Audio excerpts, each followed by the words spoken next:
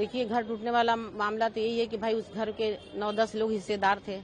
कागज सारा बन करके पीडब्ल्यूडी चला गया और सारे लोगों को मुआवजा भी मिल चुका। तो मकान तो टूटना ही है, अगर मुआवजा मिलने के बाद तो मकान टूटेगा ही। तो फोन कई बार हमारा आया पीडब्ल्यूडी से कि आपने मुआवजा ले चुकी हैं तो अब मकान तो तोड़ना है, लेकिन हम उन लोगों से बोल चुके थे कि जब मकान तोड़ेगा तो बता दीजिएगा, अपना हम सामान वहाँ से निकाल लेंगे। तो कल फोन आया संडे के दिन कि हम लोग आज जाएंगे तोड़ने, आपका सामान का नहीं सर, आप आके अपनी कार्रवाई जो करना है करिए। हमने जो सामान हमारा था हम उसको हटा दिए हैं। तो वो लोग आए, थोड़ा बहुत आगे से बारजा है या जो भी थोड़ा बहुत गिरा करके लोग चले गए, पूरा नहीं गिराए लोग। उसके बाद बोले कि नहीं, फिर हम लोग देखेंगे, और लोग दो लोग घर में हैं वो लोग भी निकल जाते हैं तो फिर हम लोग पूरा मकान आप लोग गिराइएगा, नहीं तो हम लोग गिरा देंगे। तो फिर हम यही सोच रहे थे कि भाई 4-5 दिन हो गया, संडे के दिन गिरा हुआ, जो हमारा सामान है थोड़ा बहुत अभी हम चल के निकाल लें। उसमें जाली ऊपर लगी हुई है, बहुत बड़ी सी जाली लगी थी बारजा पूरा कवर करने के लिए। तो बहुत लोग बोल रहे थे कि सब आएंगे लोग जेसीबी से पूरा गिरा देंगे, सब बर्बाद हो जाएगा, नुकसान हो जाएगा। ऐसा है कि जो भी है निकलवा करके हम लोगों को दे दीजिए। तो हम वही गए थे कि दरवाजा है, खिड़की का पल्ला है, दरवाजे का पल्ला है, ये जाली लगी हुई है, हाँ ये सब बच जाए, किसी के काम आ जाए, कोई गरीब के, हम सब दे दें उसको। तो कल हम मिस्त्री लगा करके कि जाली निकाल लीजिएगा। भाई जाली सिर्फ उसमें बारजे पर सिर्फ फिक्स है, अटका हुआ है, वो बहुत आराम से निकल जाता। कोई मकान पूरा तोड़ने की जरूरत थोड़ी रहती है, और हम मकान तोड़ेंगे। हम जैसे वो लोग कल गए मिस्त्री, हम उन लोगों को बता के चले गए। हम हमारे जाने के बाद ही उन लोगों को मार पीट के लोग भगा दिए। जो 2 लोग घर में रहते हैं हमारे, वो लोग भगा दिए। तो वो लोग, हमारे पास नंबर नहीं था, वो सब कुछ बताए नहीं।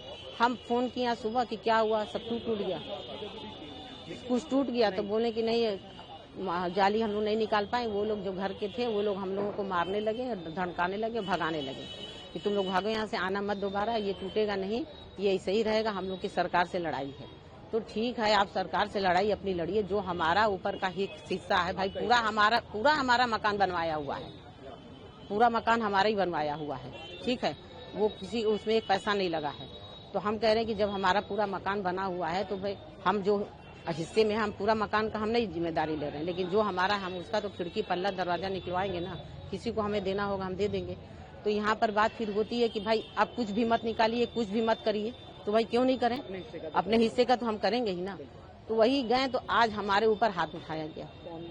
वही जेठ थे हमारे, बड़ा बताइए, देवर होते तो हम चलिए एक बार माफ कर देते, जेठ हो करके, हाँ इनसे बहुत बड़े हैं, और बड़े हो करके हमारे ऊपर हाथ उठा रहे, समझिए हमारा गला दबाने, एकदम इतना दबाए थे तेज कि हम सांस नहीं लेते बनता था।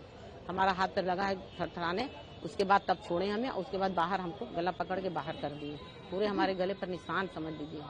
अब बहुत तेज अभी तक छनछनाहट हो रही है। और उसके बाद में फिर हमें बाहर कर दिए। तब वही हम गुस्से में हम कहा कि नहीं, कुछ इनके साथ होना, ये दूसरी बार हमारे साथ की है, दूसरी बार हुआ। एक बार और गए थे, उस बार भी हमको वार्निंग दिए थे कि तुम्हें इस घर में आना नहीं है, और ये मकान तुम्हारा नहीं है, ये किसी का नहीं है। जब ये हिस्सा मतलब कोई मुआवजा नहीं लिया था तब की बात है, हम मुआवजा लेने से पहले इसमें हम किसी को एक पैसा देने नहीं देंगे, ये सब हमारा है, जितना हक है हम सरकार को दें या हम बेचें, या हमारा इस पे सारा कब्जा हमारा है। तो भाई सब लोग भाई हमारे साथ थे, कहीं कैसे उनका कब्जा रहे, भाई सरकार हम लोग को दे रही है तो हम लोग लेंगे सारे भाई। पैसा तो लगाता है एक ही, लेकिन मिलता है मुआवजा सभी को, तो सभी को मुआवजा मिल चुका है। ये 2 लोग नहीं लिए हैं, तो ये लोग उसी पर मतलब कहा कि हमको उसमें कोई सामान हमको निकालने, तो ठीक है मत निकालने दिए, मुंह से बात होती है ना, खत्म हो गई बात। आप हाथ उठाने, आप जेठ हैं, आप हाथ उठाएंगे, हाँ वही उनके नाम से रपट लिखवाना, हाँ होना है, नहीं होगा हम कुछ न कुछ तो करेंगे।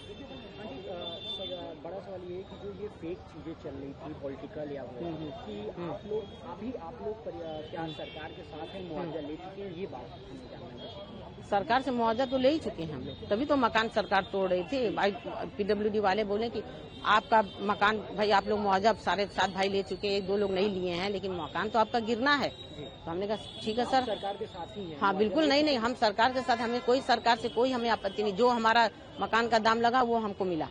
हम भाई सरकार के खिलाफ क्यों जाएंगे, इसलिए कि सारा मकान टूटेगा तो उसमें हमारा भी आएगा। चाहे हमारे हस्बैंड पद्मश्री पाए वो भी थे, वो भी इस बात को कहते थे, भाई ये तोड़ने फोड़ने के काम बहुत से, जहाँ बहुत दिन से चल रहा है, वो भी यही कहते थे कि भाई सरकार मकान सबका जाएगा तो हमारा जाएगा, जब सबका बचेगा तो हमारा भी बचेगा।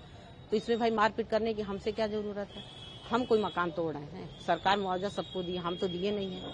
तो ये हमसे सिर्फ अपना वो गुस्सा निकालने के लिए कि ये मतलब कि कैसे ये लोग सब लोग अपना मुआवजा ले लिए, ये किसी को नहीं लेने का कहीं न कहीं ये इल्जाम है कि सरकार के साथ हैं, खड़ी हैं। हाँ हो सकता है ये भी हो, कि भाई ये अगर ये बीच में आती तो हो सकता वो बच जाता।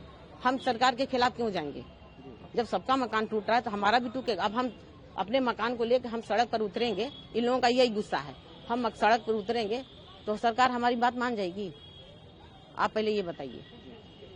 जब भी होगा तो बोलेगी सरकार ना कि सबका मकान टूटा तो आपका नहीं टूटेगा, चाहे वो पद्मश्री मोहम्मद शाहिदी क्यों ना हो, टूटेगा। तो हमसे क्यों इतना लड़ाई किया जा रहा है?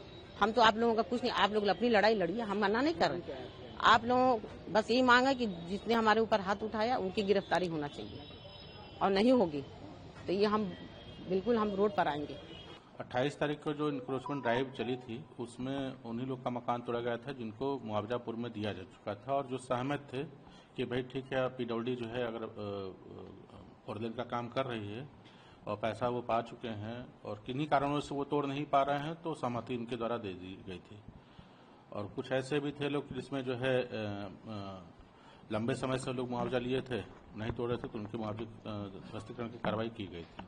मोहम्मद शाहिद साहब, स्वर्गीय मोहम्मद शाहिद साहब के मैटर पे ये कहना है कि उनके परिवार में उनकी पत्नी है और 2 बच्चे हैं, और वर्तमान में ये लोग खजूरी में निवासित हैं, और इनके द्वारा सहमति जो भवन के प्रतिकर लेने के लिए सहमति 2 साल पूर्व ही दे दी गई थी, और 1 माह पूर्व ध्वस्तीकरण के 1 माह पूर्व जो है इनके द्वारा भुगतान पाया गया प्रतिकर का, और इन्होंने सहर्ष कहा था कि भाई सरकार की ये महत्वपूर्ण परियोजना है और इस पर उनको कोई आपत्ति नहीं है, और अनुरोध किया गया था कि जो है आप चौड़ीकरण के दौरान हम मुआवजा पा चुके हैं और चौड़ीकरण के दौरान आप जो है जो भी ध्वस्तीकरण की कार्रवाई मेरे हिस्से में करना चाहें कर दें।